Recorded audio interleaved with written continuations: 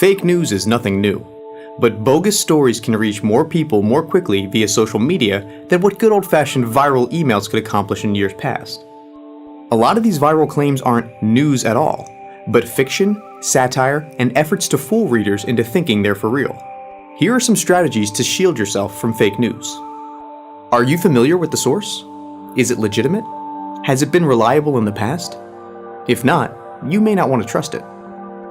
If a provocative headline drew your attention, read a little further before you decide to pass along the shocking information. Even in legitimate news stories, the headline doesn't always tell the whole story.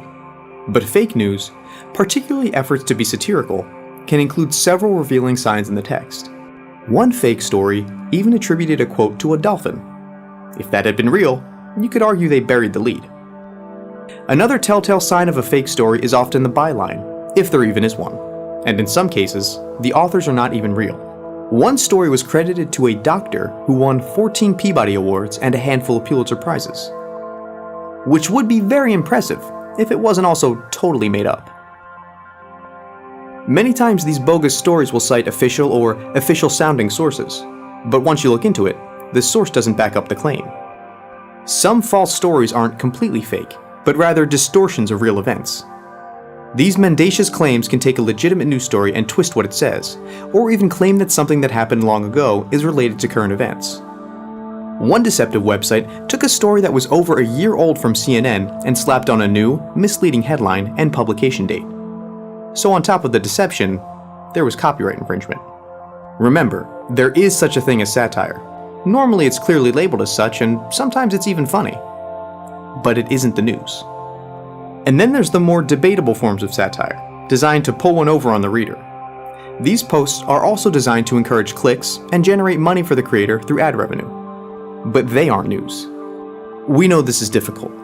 Confirmation bias leads people to put more stock in information that confirms their beliefs and discount information that doesn't. But the next time you're automatically appalled at some social media post concerning, say, a politician you oppose, take a moment to check it out. Try this simple test. What other stories have been posted to the news website that is the source of the story that just popped up in your social media feed?